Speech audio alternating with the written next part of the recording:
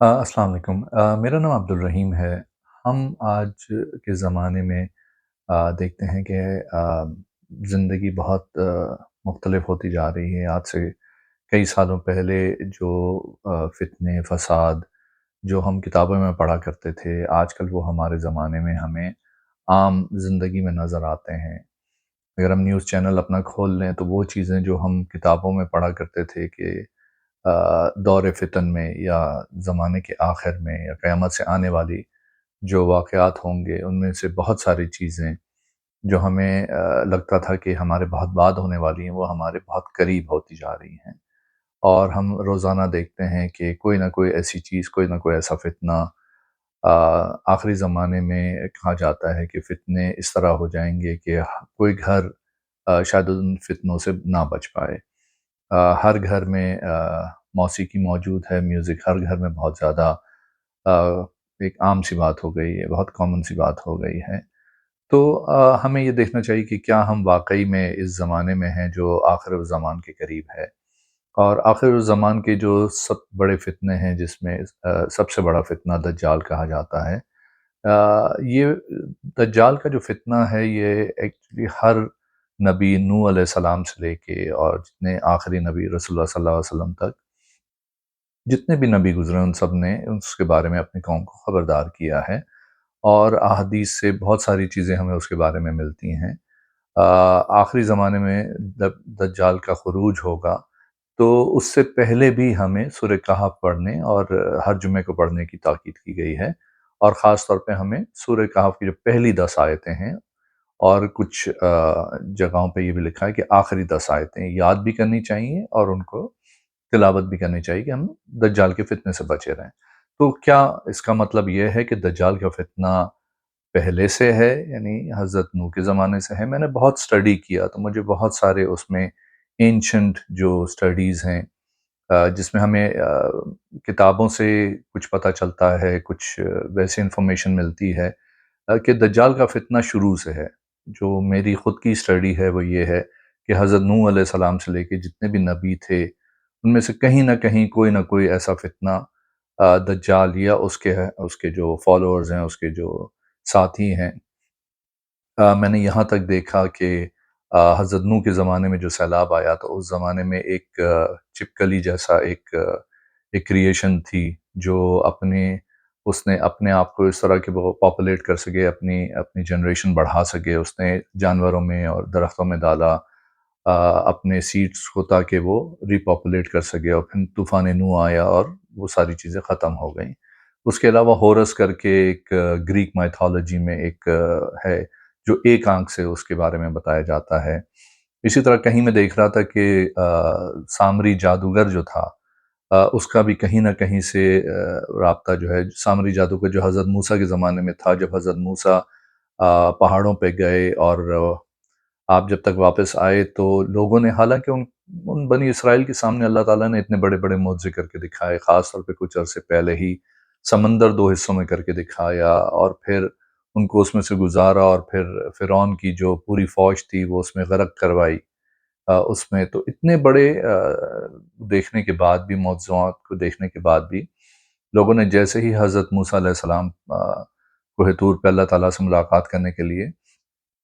40 दिनों तक गए और फिर वहाँ से तख्तियाँ भी लेकर आए, तो तब तक लोगों ने सामरी जादूगर के कहने पे बछड़े को माबूद बना लिया और हज़रत हारून अलैहिस्सलाम जो हज़रत मूसा अलैहिस्सलाम के भाई थे, उनकी ड्यूटी लगाई थी हज़रत मूसा ने, मगर लोगों ने उनकी बात भी नहीं सुनी और हज़रत मूसा बहुत नाराज़ हुए उनके आने के बाद। तो मैं जो थोड़ा बहुत स्टडी कर रहा हूँ कि सामरी या तो दज्जाल से ही था, उसका कोई फ़ॉर्म था या दज्जाल का उसके पीछे कोई ना कोई हाथ था या उसके साथ वो मिला हुआ था, वल्लाहु आलम।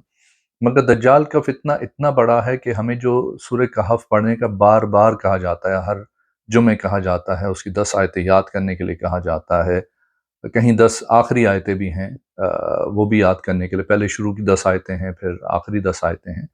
तो मैं पूरी एक इंशाल्लाह सीरीज़ बना ही रहा हूँ इस पे कि जिसमें हमें समझ में आए कि हमें क्यों अब क्योंकि दज्जाल इस वक़्त तो बाहर नहीं आया है, मगर फिर भी हमें वो पढ़ना ज़रूरी है क्योंकि हम फ़ितनाए दज्जाल में इस वक़्त भी हैं। दज्जाल का फ़ितना अभी भी चल रहा है नूह अलैहिस्सलाम के ज़माने से लेके, और जब तक वो नहीं बाहर निकल आता तब तक उसका फितना रहेगा। रसूलुल्लाह सल्लल्लाहु अलैहि वसल्लम की एक हदीस है सही मुस्लिम में, अनस बिन मालिक से रिवायत है, रसूलुल्लाह सल्लल्लाहु अलैहि वसल्लम ने फरमाया, कोई नबी ऐसा नहीं गुजरा जिसने अपनी उम्मत को काने झूठे से ना डराया हो। खबरदार वो कान आया, तुम्हारा परवरदिगार काना नहीं है। इसकी दोनों आंखों के बीच में काफेरा लिखा हुआ होगा, यानी काफिर लिखा हुआ होगा। दैट मीन्स कि दज्जाल जब बाहर आएगा तो वो खुदाई का दावा करेगा। जो मैंने पढ़ा है वल्लाहु आलम, मगर वो पहले हज़रत ईसा को नाउज़ुबिल्लाह, जैसे ईसाई लोग कहते हैं कि हज़रत ईसा अल्लाह ताला के नाउज़ुबिल्लाह बेटे हैं, शायद वो भी अपने आप को पहले इन ईसाइयों के सामने अपने आप को ज़ाहिर करने की कोशिश करेगा कि मैं नाउज़ुबिल्लाह अल्लाह ताला का बेटा हूँ, और फिर शायद वो अपने आप को अल्लाह ताला या अपना रब, यानी उसके ज़ाहिर करने की कोशिश करेगा कि मैं रब हूँ। तो जो मैं इस हदीस से समझा हूँ कि दैट मीन्स कि वो कोशिश करेगा लोगों को बताने के लिए कि जी मैं रब हूँ तुम्हारा। तो रसूलुल्लाह सल्लल्लाहु अलैहि वसल्लम ने फरमाया कि दज्जाल काना होगा और आपका रब जो है वो काना नहीं है। दैट मीन्स कि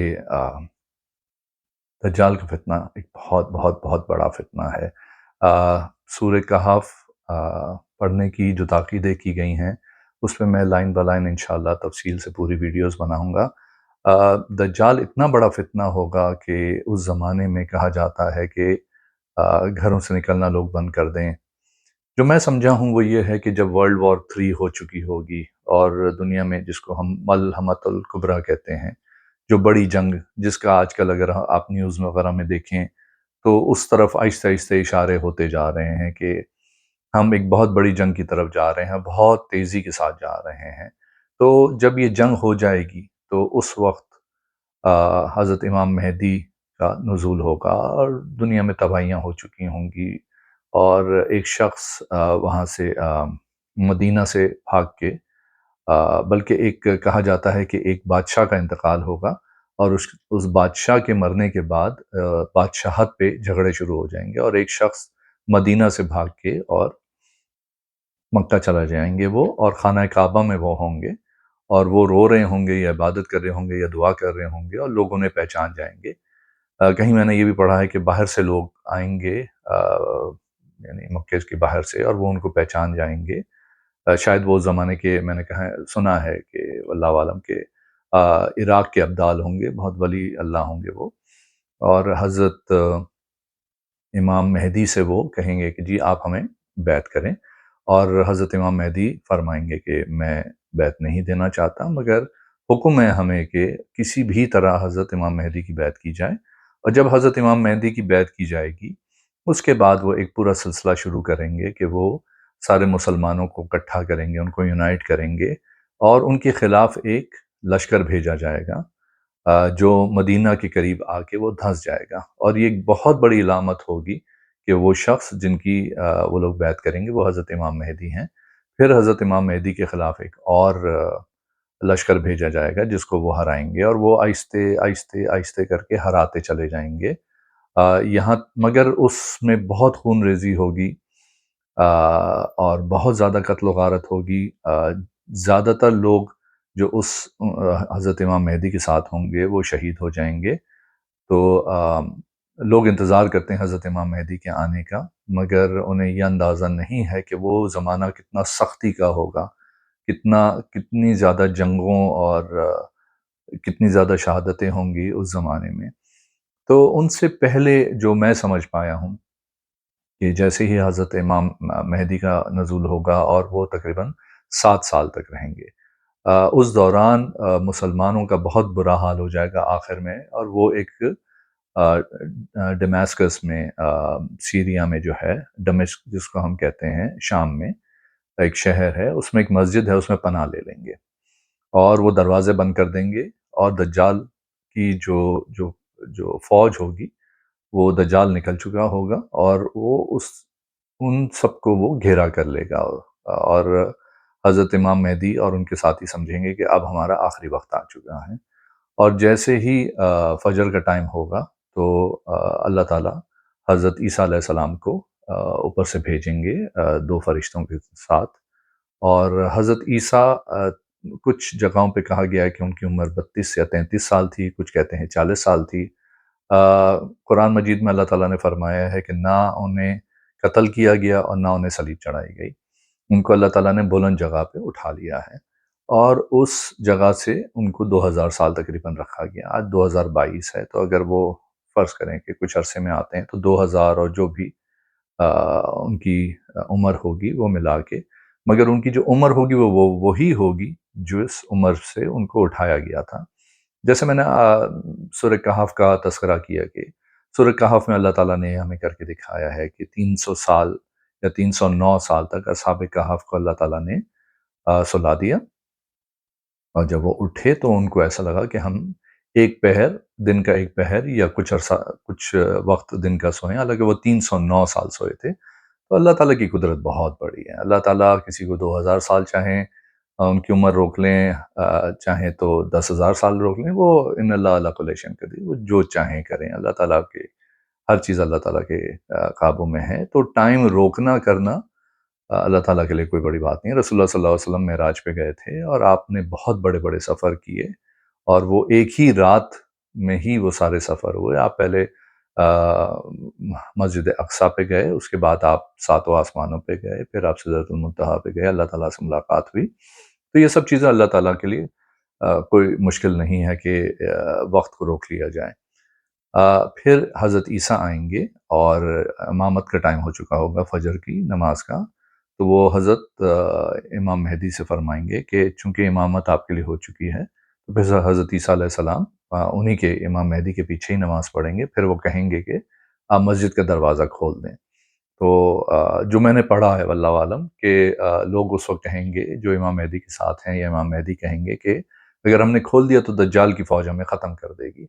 تو حضرت عیسیٰ کہیں گے نہیں، آپ دروازہ کھولیں۔ جیسے ہی دروازہ کھولا جائے گا اور دجال دیکھے گا حضرت عیسیٰ علیہ السلام کو، تو وہ گھلنا شروع ہو جائے گا، پگھلنا شروع ہو جائے گا، اور پھر حضرت عیسیٰ اس کا تعاقب کریں گے، وہ بھاگے گا، اور شام میں لد کا ایک علاقہ ہے جہاں پہ اس کو قتل کر دیا جائے گا۔ اور جیسے ہی اس کو قتل کریں گے حضرت عیسیٰ علیہ السلام، دجال کے فتنوں کا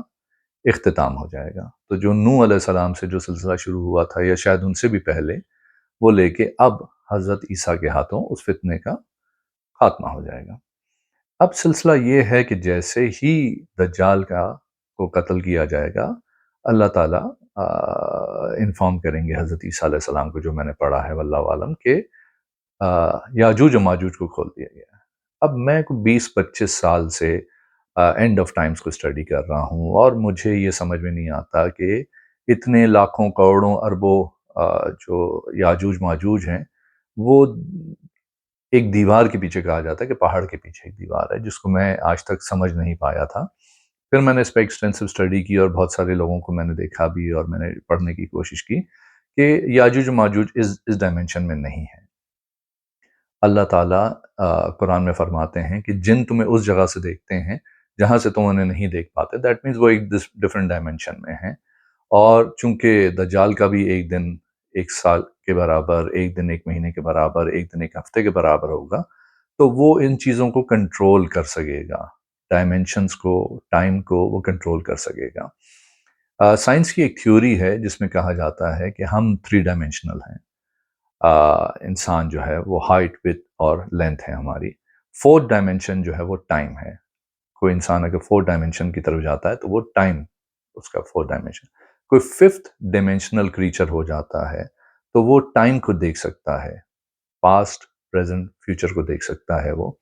6 ڈائمنشنل جو لوگ ہوتے ہیں، جو 6 ڈائمنشن میں جاتے ہیں، تو وہ ٹائم کو چینج کر سکتے ہیں۔ تمیم الداری نے 1400 سال پہلے دجال کو دیکھا تھا، اور وہ اب دوبارہ پیدا ہوگا، that means he could time travel. جب وہ ٹائم ٹریول کر سکتا ہے تو وہ بہت سارے اور کام بھی کر سکتا ہے۔ یہودیوں نے اسی لیے ذوالقرنین اور اصحاب کہف کے بارے میں پوچھا تھا، کیونکہ ان کا مسیح دجال جب آئے گا تو ایک تو وہ ٹائم ٹریول کرے گا، اسی لیے اصحاب کہف کا انہوں نے پوچھا، جو میں سمجھ پایا ہوں۔ اور ذوالقرنین کا ضرور انہوں نے اس لیے پوچھا کہ ذوالقرنین نے ایک دیوار بنائی تھی، مگر وہ اس ڈائمنشن میں یا اس پلانٹ پہ نہیں ہے وہ، کیونکہ اتنی کروڑوں کی آبادی، اور سیٹلائٹ کا زمانہ، ایک ایک چپا آپ دیکھ سکتے ہیں، تو وہ ایک اور ڈائمنشن میں ہے وہ۔ اور جب حضرت ذوالقرنین، جن کو میں سمجھتا ہوں کہ اللہ تعالیٰ نے ان کو پاور دیا تھا سببا کا جو تذکرہ آیا کہ وہ ہر سببا مینز آسمانوں کے راستوں میں جب وہ چلے اور ایک جگہ وہ پہنچے، وہاں پہ ایک قوم سے ملے، پھر دوسری قوم سے ملے، جب تیسری قوم سے ملے تو اس قوم نے کہا کہ یا ذوالقرنین، ہمیں یاجوج و ماجوج ہماری زمینوں میں فساد کرتے ہیں، تو اور ہم آپ کے لیے کیا کوئی خراج بنا دیں، کوئی پیسے آپ کے لیے کر دیں؟ تو انہوں نے کہا نہیں، جو اللہ تعالیٰ نے مجھے دیا ہے، جو ٹھکانہ دیا، جو چیزیں مجھے دی ہیں، وہ میرے لیے بہت ہیں، وہ بہت بہتر ہیں، تم میری قوت میں مدد کرو۔ سورہ کہف میں اس کا پورا تذکرہ ہے، جو میں تفصیل سے انشاءاللہ آگے بھی بیان کروں گا۔ اور پھر انہوں نے فرمایا کہ مجھے تم لوہوں کی بڑی بڑی جو پلیٹس ہیں وہ لے کر آؤ، اور تختیاں لے کر آؤ، اور ان کو پھر لگاؤ اس جگہ پہ۔ تو جو مجھے سمجھ میں آتا ہے کہ وہ ایک پورٹل بنا ہوا ہے جس کے تھرو یاجوج و ماجوج اس علاقے میں آتے تھے، اور اس پورٹل کو حضرت ذوالقرنین نے لوہے سے بند کیا، اس کے اوپر تانبا ڈالا، تو وہ ایک الیکٹریکل ایسا چارج بن جاتا ہے کہ اگر وہ چاہیں بھی تو اس پورٹل کو کھول نہیں سکتے،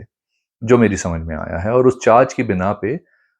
وہ اس پورٹل کو کھول کے یہاں نہیں آ سکتے۔ جب میرے خیال سے مرتے مرتے دجال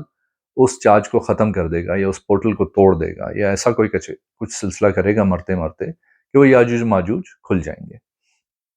یاجوج ماجوج کھل کے دنیا میں آ جائیں گے، اور پھر ہر جگہ جہاں سے وہ، کیونکہ ان کا بلندیوں سے اترنے کا تذکرہ کیا گیا ہے، تو وہ جب اتریں گے تو وہ جہاں ان کو جو کچھ ملے گا وہ اس کو یا تو کھا جائیں گے، کھانے کی چیز ہوگی، پانی ہوگا تو وہ پی جائیں گے۔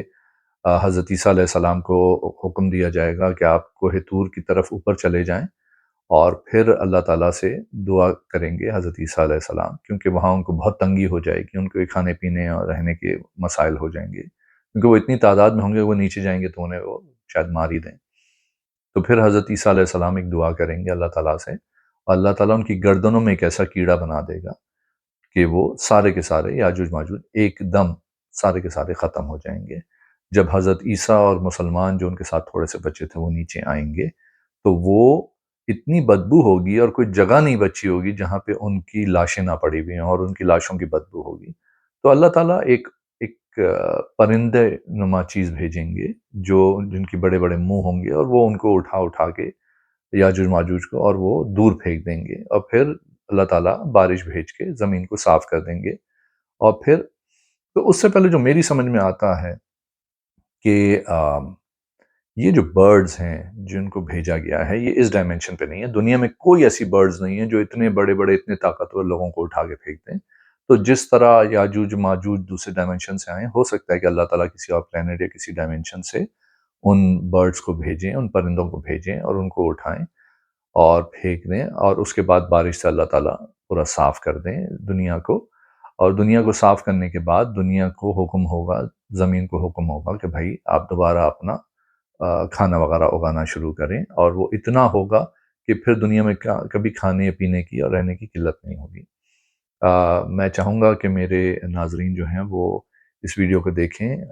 اپنی انفارمیشن، اپنے جو تاثرات ہیں وہ میرے ساتھ شیئر بھی کریں،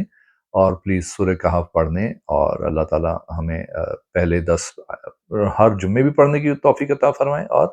پہلی 10 اور انشاءاللہ آخری 10 آیتیں یاد کرنے کی بھی توفیق عطا فرمائیں۔ بہت بہت شکریہ، اللہ حافظ۔